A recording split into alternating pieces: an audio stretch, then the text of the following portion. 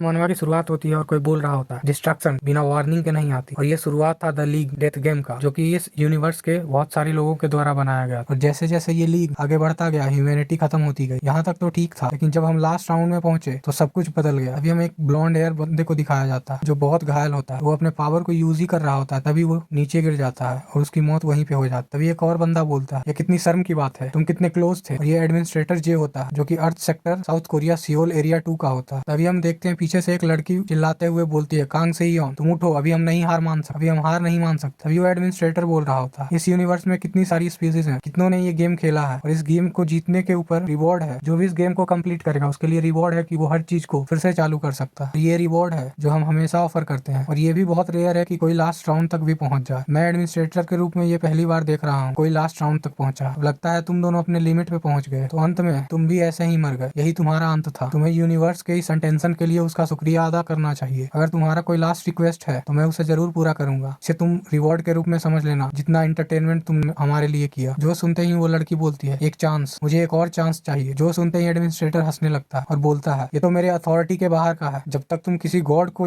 नहीं बना ले। फिर वो फेयरवेल, फिर वो बोलता है फेयरवेल स्वॉर्ड स्टार जिन जेही। और इसी के साथ हमें आवाज आती है, राउंड 8 खत्म हो गया। परफेक्शन वास्ट एक्सपेंस, जिसका मोनार्क कांग से हियोन है, वो मर चुका है और सर्वाइवर 0 बचा और ये लीग फेल हो गया है। तभी हम देखते हैं उसी लड़की को जो कि बेड पर पड़ी होती है। फिर अचानक से वो उठते हुए बोलती है, ये क्या है। वो चारों तरफ देखती है, सोचती है क्या ये मेरे मरने से पहले ये फ्लैशबैक है। लेकिन ये जगह, ये तो मेरा स्टूडियो अपार्टमेंट है, यहाँ हो क्या रहा है। फिर वो अपना फोन चेक करती है तो उसे पता चलता है ये तो 10 साल पहले का डेट है। अगर ऐसा है तो चूलो, मिंजू और हॉनसोंग, मेरे जितने भी दोस्त मर गए थे लीग में, वो सभी अभी जिंदा होंगे। अगर ये 10 साल पहले है तो यही वो समय है जब लीग स्टार्ट हुआ। लेकिन मैं पीछे कैसे आ गई। उस एडमिनिस्ट्रेटर ने तो बोला था ये मेरे अथॉरिटी के बाहर का है। मैं अगर 10 साल पहले आई हूँ तो कांग से हियोन भी जिंदा होगा। और फिर वो भागते हुए तैयार हो जाती है और बोलती है, यही डेट है, कुछ घंटों में ये लीग फिर से चालू होने वाला है। उससे पहले मुझे कांग से हियोन को ढूंढना होगा। इस गेम में प्लेयर कितना भी स्ट्रांग हो, जब तक तुम कोई लीग नहीं बना लेते, इस गेम में प्लेयर कितना भी स्ट्रांग हो, लेकिन ये बैटल है फैक्शन के बीच का। और कांग से हियोन से अच्छा कोई नहीं जानता फैक्शन को चलाना। उसके बिना इस गेम को खत्म करना इम्पॉसिबल सा है। और वो सोच रही होती है, मैं उसी को पहले ढूंढने जाऊंगी और इस बार मैं इस बेकार गेम को जरूर खत्म करूंगी। तभी हमें मानान डिस्ट्रिक्ट का सीन दिखाया जाता है, जहाँ पे 2 वर्कर आपस में बात कर रहे होते हैं। उनमें से पहला बोलता है, देखो वो लड़का कितना मेहनत कर रहा है, वो इतना काम क्यों करता है, आज के बच्चे तो उतना मेहनत भी नहीं करते। तभी वही बच्चा बोलता है, ये रूट, इसमें तो बहुत मेहनत लग रहा है। फिर वही वर्कर बोल रहा होता है, ये तो लेबर के लिए भी बहुत कमजोर है। और ये कांग से हियोन होता है जो कि अभी 20 साल का होता है। फिर वहाँ बैठते हुए बैग खोलता है और बोलता है, ये इतना भी बुरा नहीं था, मुझे तो विश्वास नहीं हो रहा कि ये काम मैंने किया है। तभी वो वर्कर बोल रहा होता है, मुझे तो विश्वास नहीं हो रहा चीफ कि ये सारा काम इसने अकेले किया। तभी वो चीफ बोलता है, हाँ वो यंग है अभी तो स्ट्रॉन्ग तो होगा ही। तभी वो सियोन को बोलता है, तुम थोड़ा आराम कर लो, तुम पक्का थक गए होगे। तो सियोन बोलता है, हाँ मैं आराम कर लेता हूँ। फिर वो चीफ बोलता है, सियोन क्या तुम पढ़ाई कंटिन्यू नहीं करना चाहते, तुम्हारे दिमाग के हिसाब से तुम पक्का कोई अच्छे यूनिवर्सिटी में आराम से चले जाओगे। जो सुनते ही सियोन बोलता है, नहीं यूनिवर्सिटी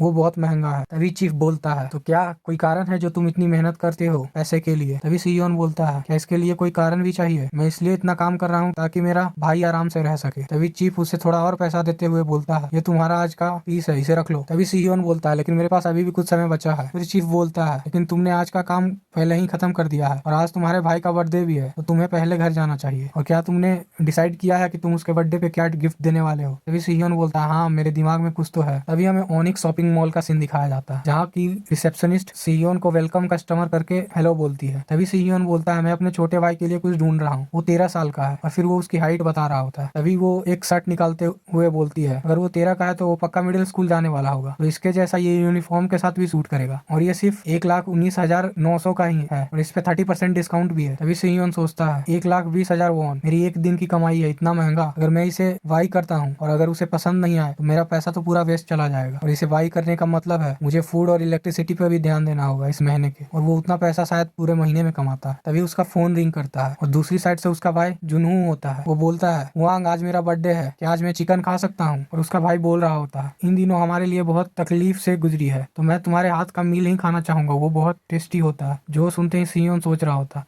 इसका बर्थडे तो साल में एक ही बार होता है, तो मैं इसके लिए एक ब्रांड क्लॉथिंग ले लूंगा तो कोई दिक्कत वाली बात नहीं हो। तभी वो बोलता है, हाँ तुमने बोला और ठीक है, तो मैं आते समय चिकन ले लूंगा। जो सुनते ही उसका भाई खुश हो जाता है। तभी सियोन उस लेडी को बोलता है, इसे पैक कर दीजिए, मैं इसे लेने वाला हूँ। तभी वो पैसा को दोबारा चेक करके उसे दे देता है और वो लेडी उसे उसका शर्ट दे देती है। तभी वो सोचता है, मैंने कभी इतना महंगा कपड़ा नहीं खरीदा, मुझे पता है वो उसे बहुत पसंद आएगा और ये सोचने की बात नहीं है कि वो चिकन जरूर मांगेगा, तो मैं अपने घर के सामने से उसे चुरा लूंगा। वो जा ही रहा होता है कि आगे देखता है किसी चीज की भीड़ लगी है। जब वो वहां जाके देखता है तो एलिवेटर खराब हो चुका था और वहाँ बहुत सारे लोग होते हैं और वो बोल रहे होते हैं, मैं जब यहाँ आया था ऊपर तब तो ये ठीक था, पर अचानक से इसे क्या हुआ। और लिफ्ट भी अंडर मेंटेनेंस है, सीढ़ियां भी, या कोई आग लगा है यहाँ पे, यहाँ से तो कुछ काला धुआं टाइप निकल रहा है। और वो सब ऐसे ही कर रहे होते। तभी सीईओ उस एलिवेटर के पास जाते हुए सोचता है ये तो कोई आग नहीं है, यहाँ तो किसी जलने का स्मेल भी नहीं आ रहा। तभी वो अंदर चेक करता है, वो देख के डर जाता है और वो बाहर निकल आता है और बोलता है ये क्या था, ऐसा लगा कि कोई चीज मेरे बहुत क्लोज आ रही। तभी वहाँ के स्पीकर पे कोई बोल रहा होता है, माइक्रोफोन टेस्ट, बोलता है ladies and gentleman, may I have your attention, ये स्टोर आज बंद हो चुका है, तो कस्टमर जो भी अंदर रह गए हैं। इतने में सीईओ सोच रहा होता ये तो कोई फायर नहीं है, लेकिन ऐसा लग रहा है कि वो ऐसा अनाउंस कर रहे हैं। तभी सीईओ सोच रहा होता ये कोई फायर नहीं है, अगर होता तो वो लोग जरूर अनाउंस करते। उन्होंने स्टोर भी बंद कर दिया और यहाँ कोई अजीब सा धुआं है और उससे भी ज्यादा यहाँ तो नेटवर्क भी नहीं आ रहा, लगता है पूरे एरिया का नेटवर्क ही डाउन हो चुका। आखिर यहाँ हो क्या रहा है और सब लोग बहुत पैनिक कर रहे होते। तभी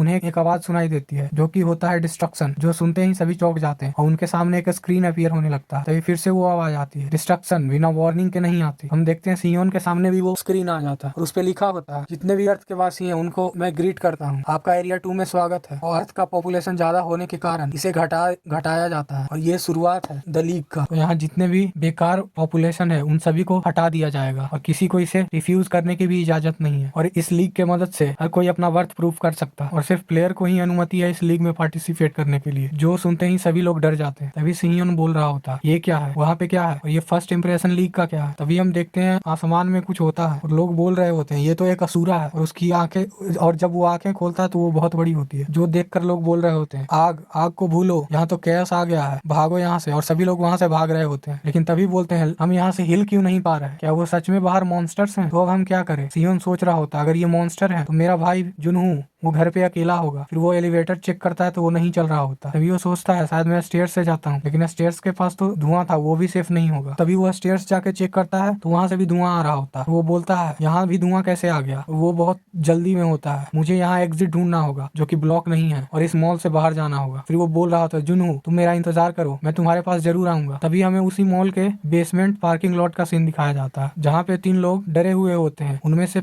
एक बोल रहा होता है मेरे पास मत आना। तभी दूसरा बोलता है क्या ये एक एलियन है। फिर तीसरा बोलता है वो हमारे पास ही आ रहा है। तभी हम देखते हैं वहाँ पे बहुत सारे गॉब्लिन होते हैं। तभी हमें बताया जाता है कि लीग के स्टार्ट होने से पहले ही ह्यूमैनिटी 1/4 को एलिमिनेट कर दिया गया। तभी वो लोग बोल रहे होते हैं ऐसा हो ही नहीं सकता, ये पक्का कोई मूवी होगा, मुझे यहाँ से भागना होगा, लेकिन मैं अपना तो पैर भी नहीं हिला पा रहा। तभी फिर से वो आवाज बोलता है क्योंकि कोई भी अगर एक भी मोमेंट के लिए हेजिटेट करेगा इस सिचुएशन में। तभी हम देखते हैं वहाँ पे जीन आ जाती है और वो आके उन सभी को बचाने लगती है। फिर वो आवाज बोलता है ये पहला रूल था। तभी जीन बोलती है सीईओ का पहला रूल जो हर एक न्यू कमर को अपने फैक्शन में सिखाता, अगर तुम्हें जीना है तो मूव करो बिना हेजिटेशन के, अगर तुम नहीं करते तो सबसे पहले तुम ही मरोगे। फिर वो इतना बोलते ही वो उन सभी गॉब्लिन पे अटैक करने लगती है, उन सभी को एक ही बार में मार देती है अपने तलवार से। फिर वो बोलती है सीईओ अब ये तुम्हारी बारी है, ये तुम्हारे पास्ट लाइफ के लिए तो कोई भी चैलेंज नहीं होगा, लेकिन तुम्हारे करेंटली स्टेट में ये बहुत बड़ा टेरर है और मुझे इन सीढ़ियों को चढ़ने में 2 से 3 घंटे लग जाएंगे। और वो सीढ़ी चढ़ रही होती है और बोलती है किंग सीईओ तुम कहाँ हो, तुम ही हो जो इस लीग को खत्म कर सकते हो। और इसी के साथ ये एपिसोड यहीं पे खत्म होता है। अगर आपको ये वीडियो पसंद आया तो आप चैनल को सब्सक्राइब कर दीजिए और कमेंट करके बताइए आपको अगर इसका नेक्स्ट पार्ट चाहिए। Thank you.